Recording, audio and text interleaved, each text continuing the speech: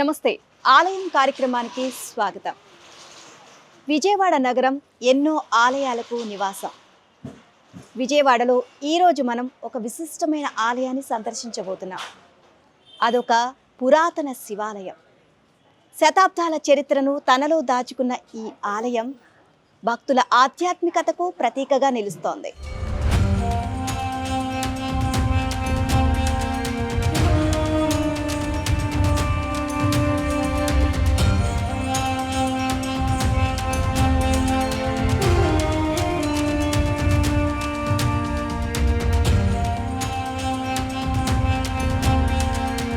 ఈ ఆలయం ప్రాముఖ్యత ఏంటి? ఇక్కడ ఏ ఉపాలయాలు ఉన్నాయి? ఈ ఆలయం ఎలా ఆవిర్భవించింది? ఇలాంటి విషయాలు తెలుసుకుందాం పదండి.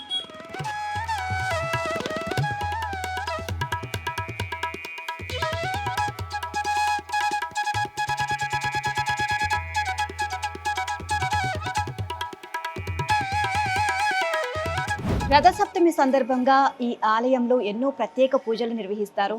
సో మనం చూస్తున్నాం కదా, ఈ పూజా విధానం ఏంటి, ఎలాంటి కార్యక్రమాలు నిర్వహిస్తున్నారు, వీటి గురించి ఆలయ అర్చకులు ఉన్నారు, వారిని అడిగి తెలుసుకుందాం. నమస్తే స్వామి. ఈరోజు ప్రత్యేక పర్వదినం, అందులోనూ మీరు ప్రత్యేకమైన పూజా కార్యక్రమాలు నిర్వహిస్తున్నారు, వీటి గురించి వివరిస్తారమ్మా? శ్రీ గంగా భ్రమరాంబ సమేత మల్లేశ్వర స్వామి నమః. శ్రీ భ్రమరాంబ మల్లేశ్వర దేవస్థానం, పాత శివాలయం, 1 టౌన్ విజయవాడ అండి. ఈ యొక్క ఆలయంలో శ్రీ ధర్మరాజు గారిచే, పాండవుల్లో అగ్రజులైనటువంటి ధర్మరాజు గారిచే ప్రతిష్ఠ చేయబడినటువంటి ఆలయం ఈ యొక్క ఆలయం. చాలా అత్యంత మహిమాన్వితమైనది, అట్లాగే అత్యంత పురాతనమైనటువంటి ఆలయం.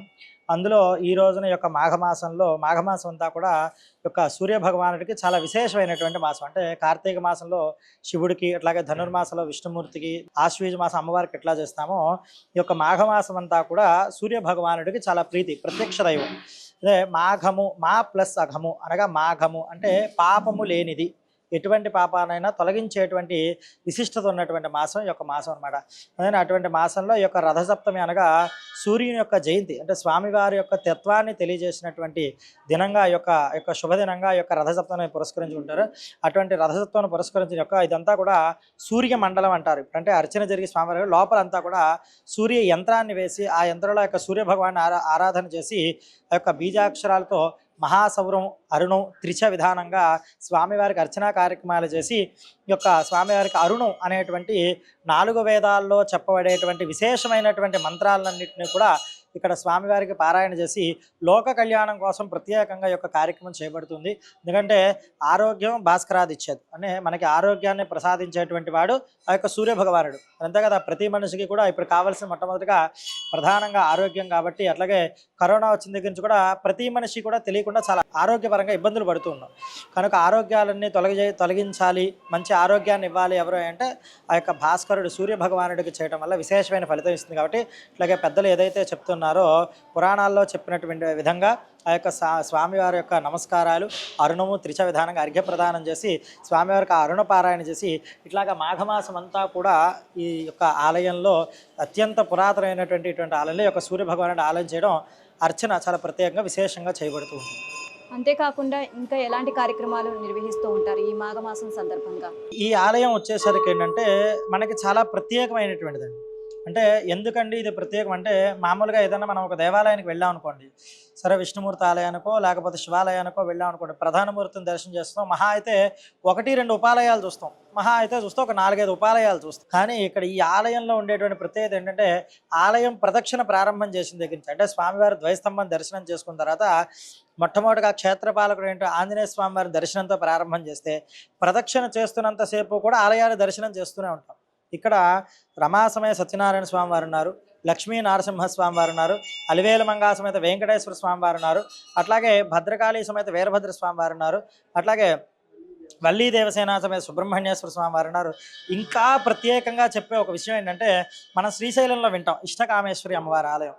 అటువంటి ఇష్టకామేశ్వరి అమ్మవారి ఆలయం శ్రీశైలం తర్వాత మరలా మన ఆలయంలో ఇప్పుడు కాదు, ఈ మధ్య కాలంలో కొన్ని 100 సంవత్సరాలుగా అమ్మవారు ఇక్కడ వెలిసి ఉండటం మనకి ఈ ఆలయానికి ఉండేటువంటి ఇంకొక ప్రత్యేకత. అట్లాగా అలాగే మన తెలుగు వాళ్ళకి సంబంధించినటువంటి ఈ విష్ణుమూర్తి, శివుడివి, ఇట్లాగే వీరభద్ర స్వామి వీటితో పాటు మన ఉత్తరాది నుంచి వచ్చినటువంటి మహారాష్ట్ర అటువైపు నుంచి వచ్చినటువంటి మార్వాడీలు ప్రత్యేకంగా పూజ చేసేటువంటి కేతేశ్వర మహారాజ్ స్వామి వారి ఆలయం కూడా మన ఈ ఆలయంలో దర్శనం. అందుకనే దీనికి పాత శివాలయం అంటే ఇది మామూలుగా వాడుక పేరు వచ్చేసరికి పాత శివాలయం, అలాగే ఈ ఆలయం పేరు వచ్చేసరికి పాద శివాలయం. అంటే ఇంద్రకీలాద్రి యొక్క పర్వత పాదాల చెంత ఉండేటువంటి శివాలయం కనుక దీన్ని పాద శివాలయం అనేవాళ్ళు.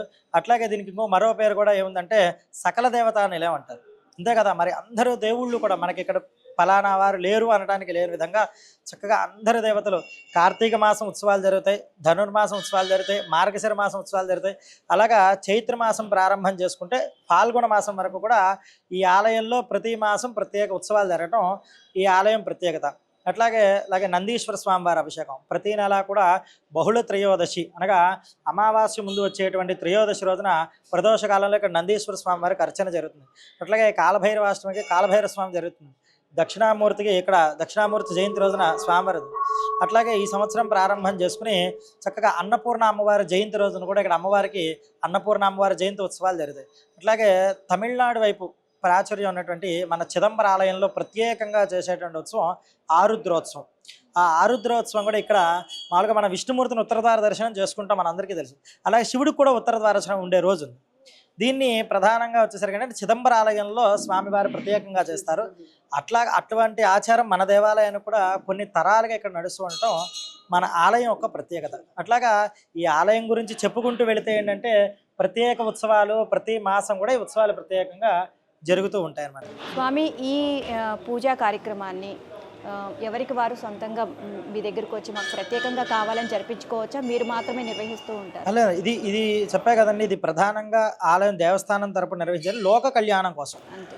ఎవరైనా సరే వారి యొక్క గోత్రనామాలతో చేయించుకోవచ్చు. ఎవరికి కావాలన్నా ఆరోగ్యం గురించి కానీ సంతానార్థుల గురించి కానీ ఇలాగ మనకి ఎటువంటి సమస్యలు ఇబ్బందులు ఉన్నా కూడా ఈ యొక్క సూర్యభగవానికి ఆరాధన చేయడం వల్ల అంటే మనిషికి ప్రధానమైనటువంటిది ఆరోగ్యం. ఆరోగ్యం మనకి శరీరం అంతా బాగుంటే ఏం చేస్తాం, మనం ఏ పని అయినా చేయగలుగుతాం. అందుకని భక్తులు ఎవరైనా కూడా వచ్చి చక్కగా దేవస్థాన కార్యాలయంలో కానీ లేదా నేను ఈ యొక్క ఆలయంలో అర్చుకుని నన్ను కానీ సంప్రదించినా కూడా ఈ మాసం అంతా కూడా ఈ ప్రత్యేక పూజ జరుగుతూ ఉంటుంది కనుక ఎవరైనా కూడా ఇందులో పాల్గొనవచ్చు. ఇది జరిగేదంతా కూడా ప్రత్యేకంగా లోక కళ్యాణం కోసం ఈ కార్యక్రమం.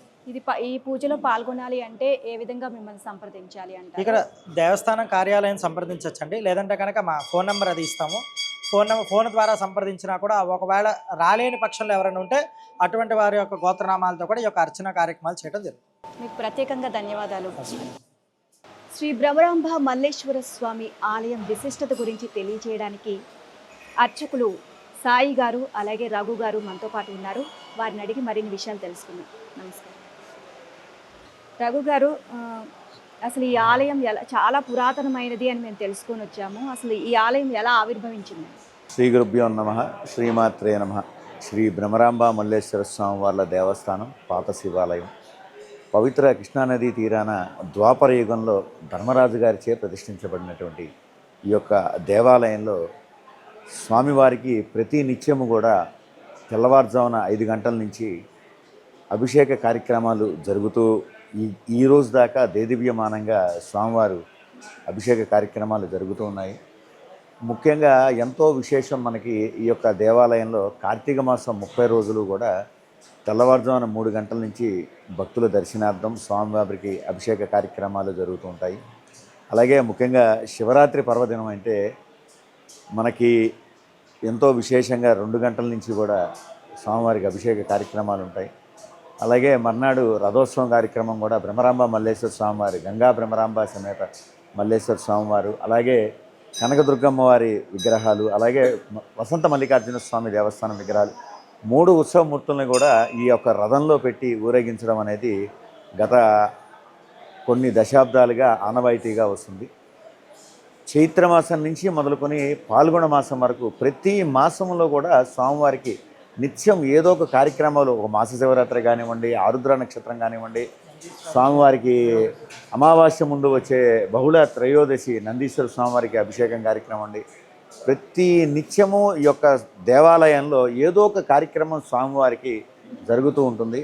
అలాగే ఇక్కడ ఉన్నటువంటి ఉపాలయాలను కనుక చూసుకున్నట్లయితే కనుక సుమారుగా ప్రతి ఒక్క ఆలయం కూడా విఘ్నేశ్వర స్వామి ఆలయం తెచ్చుకోనివ్వండి, రమా సమేత సత్యనారాయణ స్వామి ఆలయం కానివ్వండి, అలాగే మన కోటిలింగాల స్వామి అని అమ్మవారు కానివ్వండి, సుబ్రహ్మణ్యేశ్వర స్వామి వారు, ప్రతి ఒక్క దేవాలయాన్ని కూడా చూసుకున్నా కూడా సుమారుగా 100 సంవత్సరాలు పైబడినటువంటి ప్రతిష్టల ఉన్నటువంటి ఆలయాలు మన దేవాలయంలో ఎక్కడా లేని విధంగా సుమారుగా 18 ఉపాలయాలు మన దేవాలయంలో ఉన్నాయి, నవగ్రహాలతో సహా. స్వామివారికి ఇక్కడ ఎంతో విశేషం ఏంటంటే ప్రతి ఒక్కరికి కూడా ఆరోగ్య సమస్యలు, అలాగే రుణ బాధలు, అలాగే ఉద్యోగ సమస్యలు, గ్రహదోషాలు, వివాహం కానివారు, అలాగే ప్రతి ఒక్కళ్ళు కూడా సంతానం కోసం కూడా ఒక్కొక్క దేవాలయంలో ఉన్నటువంటి ఒక్కొక్క ఉపాలయానికి విఘ్నేశ్వర స్వామికి పూజలు చేసుకున్నట్లయితే కనుక విద్యా బుద్ధి నిలబడతాయి. అలాగే రమాసహిత సత్యనారాయణ స్వామి వైశాఖ మాసంలో వచ్చేటువంటి స్వామివారికి వివాహాలు కానిటువంటి వాళ్ళు వివాహం చేసుకోవడానికి చాలా మంచి అనేది. అలాగే సంతానానికి సుబ్రహ్మణ్య స్వామి, అలాగే ధనుర్మాసంలో వెంకటేశ్వర స్వామికి, అలాగే మనకి దసరాల్లో 10 రోజులు మాత్రమే ఎక్కడా కూడా అమ్మవారికి విశేష అలంకరణలు దొరుకుతాయి. కానీ ఈ యొక్క భ్రమరాంబ అమ్మవారికి 30 రోజులు, కార్తీక మాసం 30 రోజులు కూడా అమ్మవారికి 30 అలంకరణలు. ఈ భారతదేశంలో ఎక్కడా కూడా లేని విధంగా ఈ యొక్క అమ్మవారికి 30 రోజులు 30 అలంకరణలు జరుగుతూ ఉంటాయి అమ్మవారికి. అలాగే అయ్యప్ప స్వామి దేవాలయం గురించి చెప్పాలంటే నవంబర్ 16 నుంచి డిసెంబర్ 26 దాకా మండల పూజ కార్యక్రమాలు జరుగుతాయి. అలాగే 65 రోజుల పాటు అయ్యప్ప స్వామి మాలాధారణ తీసుకున్నటువంటి అయ్యప్ప స్వాములందరికీ కూడా 65 రోజుల పాటు శివదీక్ష స్వాములు కానివ్వండి, అయ్యప్పలు కానివ్వండి, భవానీలకు కానివ్వండి 65 రోజుల పాటు నిత్యాన్నదాన కార్యక్రమం ఈ దేవాలయంలో జరుగుతున్నాయి. ముఖ్యంగా ఎంతో విశేషంగా చెప్పుకోదగ్గది ఏంటంటే స్వామివారికి ఉన్నటువంటి మహిమ, అంటే మనసులో ఏదైతే మనం కోరుకునే కోరికను తప్పకుండా సంతానం కానివ్వండి, విద్య కానివ్వండి, ఉద్యోగం కానివ్వండి, ఆరోగ్యం కానివ్వండి, అటువంటి ఏదన్నా కానీ మనం చిత్తశుద్ధితో స్వామివారిని, ఎందుకంటే ఈ యొక్క ధర్మరాజు గారిచే ప్రతిష్ఠించినటువంటి శివలింగానికి బ్రహ్మసూత్రం కూడా ఉండడం ఎంతో విశేషం. ఈ యొక్క బ్రహ్మసూత్రంలో ఉన్నటువంటి దేవాలయాన్ని గనక దర్శించి అభిషేకం చేసుకోగలిగితే మామూలుగా దేవాలయంలో చేసుకున్నటువంటి అభిషేక ఫలితము 100% అయితే ఈ యొక్క బ్రహ్మసూత్రం ఉన్న దేవాలయానికి 1000% ఫలితం వస్తుందని చెప్పి భక్తులందరూ కూడా ఎంతో విశ్వాసంతో ప్రతిరోజు కూడా స్వామివారికి తెల్లవారుజామున 5 గంటల నుంచి మధ్యాహ్నం 11:30 దాకా, అలాగే సోమవారాలు పర్వదినాల్లో 1 గంట 2 దాకా కూడా స్వామివారికి అభిషేక కార్యక్రమాలు జరుగుతూ ఉంటాయి. శివరాత్రి నాడు లింగోద్భవ కాల సమయంలో స్వామివారికి 1008 లీటర్లు చెరుకు రసంతో అభిషేకం, అలాగే 108 లీటర్లు ఆవు పాలతో అభిషేకం, అలాగే వివిధ రకాల పళ్ళ రసాలతో కూడా తెల్లవారులు అభిషేక కార్యక్రమాలు జరుగుతూ ఉంటాయి. గురువుగారు, బ్రహ్మసూత్రం ఉన్న లింగాలు మన భారతదేశంలో అసలు ఎన్ని ఉన్నాయి, ఇంకా ఇక్కడ ఎలాంటి పూజా కార్యక్రమాలు విశిష్టత గురించి తెలియజేయండి. ఓం సదాశివసమారంభాం శంకరాచార్యమధ్యమాం అస్మదాచార్యపర్యంతాం వందే గురుపరంపరం. శ్రీమాత్రే నమః. బ్రహ్మసూత్రం విశేషటువంటి లింగం మహా విశేషమైనది.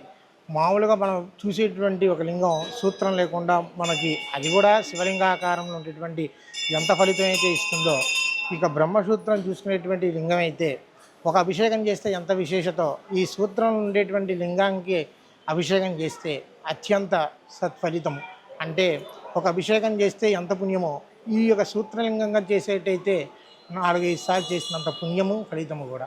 అలాగే ఈ యొక్క గంగా భ్రమరాంబ మల్లేశ్వర స్వామి వారి దేవస్థానం యందు మన యొక్క కార్యనిర్వహణాధికారి చైర్మన్ గారు, అదేవిధంగా భక్తులకి కూడా ఎటువంటి అసౌకర్యం అనేది లేకుండా దర్శనార్థము రేపు వచ్చేటువంటి మహాశివరాత్రి లింగోద్భకాలమున 12:30 లింగోద్భవానికి భారీ క్యూ లైన్లు, భక్తులకి ఎక్కడ చూసినా కూడా కనీవిని ఎరగనటువంటి ఈ శివాలయంలో దర్శన భాగ్యము, అభిషేకములు, ఇందాక చెప్పినటువంటి విశేషమైనటువంటి అభిషేకములతో స్వామివారి దర్శనం ఇవ్వడం జరుగుతుంది.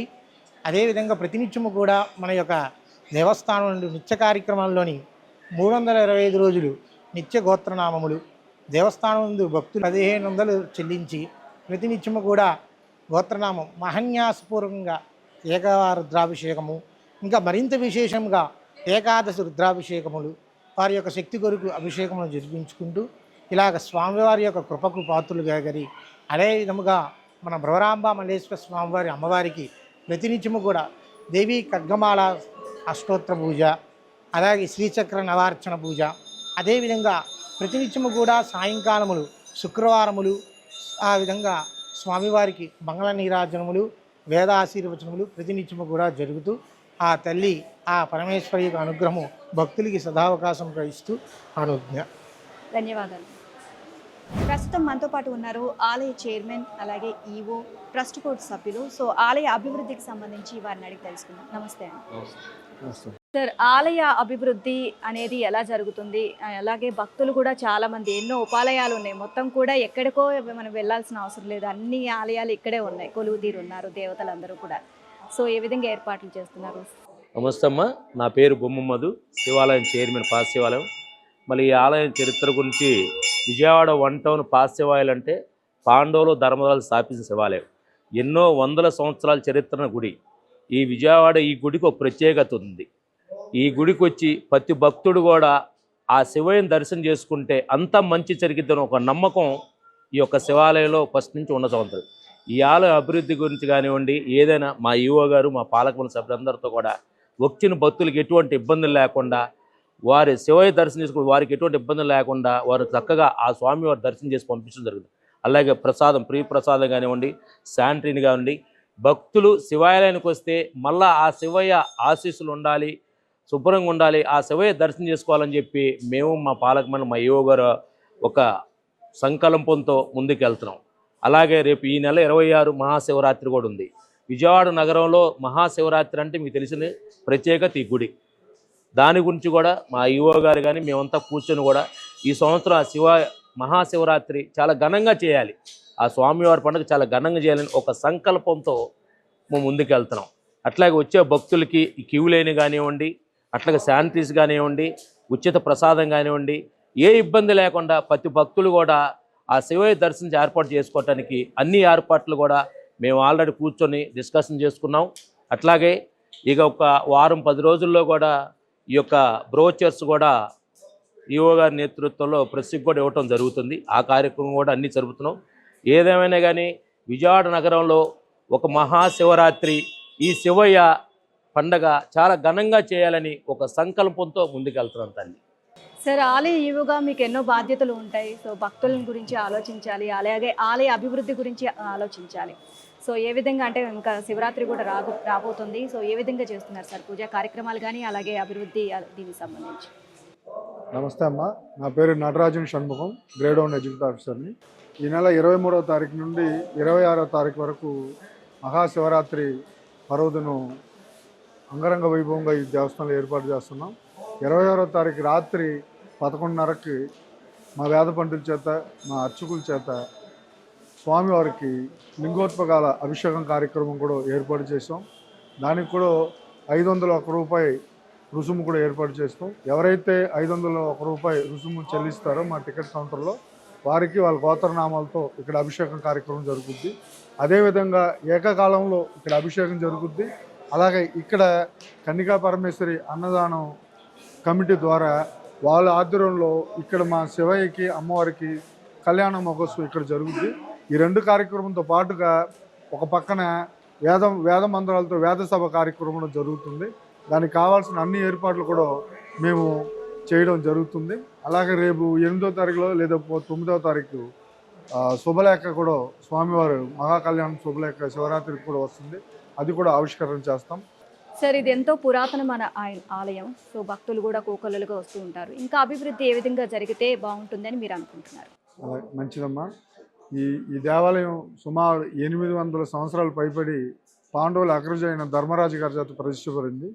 ఈ దేవాలయంలో సుమారు 22 ఉపాలయాలు కూడా ఉన్నాయి. అన్ని దేవతామూర్తులు కూడా ఇక్కడే ఉన్నారు. అలాగే ఈ రాజగోపురం కూడా పూర్వం నిర్మించింది, గానుగ సున్నంతో నిర్మించింది. మా కమిషనర్ గారు సిజిఎఫ్ నిధుల నుంచి 65 లక్షల రూపాయలు శాంక్షన్ చేశారు. అందులో భాగంగా మేము ముందు షాపింగ్ కాంప్లెక్స్ ఒక 20 లక్షలతో షాపింగ్ కాంప్లెక్స్ కట్టాం. మిగిలిన ఇతర పనులన్నీ, కొన్ని ఫ్లోరింగ్ పనులన్నీ దానికి శాంక్షన్ అయింది. ఆ ఫ్లోరింగ్ మొన్న మా డీ గారితో కూడా మాట్లాడాం. మా కమిషనర్ గారి దగ్గరికి సంప్రదించి ఈ రాజగోపురం, పురాతన రాజగోపురం, ఈ రాజగోపురాన్ని రీప్లాస్టరింగ్ చేస్తే దీనికి ఇంకా లైఫ్ టైం ఎక్కువ ఉంటుందని చెప్పి ఒక ఆలోచన వచ్చింది. అది కూడా మేము మా కమిషనర్ గారి దృష్టికి తీసుకెళ్ళి ఈ రాజగోపురం కూడా పునర్నిర్మాణం రీప్లాస్టరింగ్ చేయాలనుకుంటున్నాం. ఇంకా భక్తులకి అన్ని వసతులు కూడా మేము మా డిపార్ట్మెంట్ తరఫున, మా దేవస్థానం తరఫున చేయిస్తున్నాం. రేపు పుష్కరాలు వచ్చే నాటికి ఇంక 2 సంవత్సరాలు మనకి పుష్కరాలు ఉంటుంది, కృష్ణా పుష్కరాలు ఉంటుంది. అప్పుడు మా గవర్నమెంట్ నుంచి నిధులు తెరిచి టోటల్గా టెంపుల్ మొత్తం పెయింటింగ్, అదిలోపు రీప్లాస్టింగ్ వర్క్ కూడా పూర్తి అయిపోద్ది. అప్పుడు ఈ డెవలప్మెంట్ యాక్టివిటీస్ అప్పుడు కూడా చేస్తాం. ఇప్పుడు చేసుకుంటూ వస్తున్నాము. అందులో భాగం కూడా అప్పుడు చేయాలని అనుకుంటున్నాం. దేవాలయం మెయిన్ రోడ్ కొద్ది పక్కన ఉందండి. ఈ దేవాలయం రావడానికి చిన్న సందు అనమాట. పెద్ద వెహికల్ రావడానికి ఉండదు. ఎవరైనా 2 వీలర్ తీసుకునే రావాలి. పైగా ఇదంతా ఈ మార్కెటింగ్ ఏరియా అండి. మొత్తం అన్ని షాప్స్ మార్కెటింగ్ ఉంటుంది అనమాట. స్టీల్ సామాన్లు, అన్ని వస్తువులు, ఫ్యాన్సీస్, బట్టలు కొట్టండి ఇక్కడ ఉంటుంది. ప్రతి వ్యాపారి కూడా అక్కడ బండి పెట్టి, రతన్ సెంటర్లో బండి పెట్టి నడుచుకు రావాలి. లేకపోతే పెద్ద వెహికల్ ఉన్న వాళ్ళు అక్కడ పార్క్ చేసుకుని ఇక్కడ రావాలి. అది సందు చిన్నదా ఉండడం వల్ల ఆ ప్రాబ్లం మనకు ఉంటుంది అనమాట. కానీ మా ఫెస్టివల్ టైమ్స్లో ట్రాఫిక్ వాళ్ళతో మాట్లాడి భక్తులకు ఎటువంటి ఇబ్బంది లేకుండా దాని చర్య తీసుకుంటాం. పైగా ట్రాఫిక్ వాళ్ళు ఇక్కడ బండి పెట్టకుండా మేము క్యూ లైన్ ఏర్పాటు చేస్తాం. రేపు శివరాత్రికి మా దేవాలయం నుంచి అక్కడ ఆర్చి గేట్ వరకు క్యూ లైన్ ఏర్పాటు చేస్తాం. ఉచిత దర్శనాలు ఉన్నాయి. 50 రూపాయలు, 20 రూపాయలు, 100 రూపాయల దర్శనం కూడా ఏర్పాటు చేస్తాం. ఎవరికి ఎటువంటి ఇబ్బంది లేకుండా చూస్తాను. థ్యాంక్ యూ సో మచ్ అండి. ఆలయానికి సంబంధించి చాలా విశేషాలు తెలియజేశారు.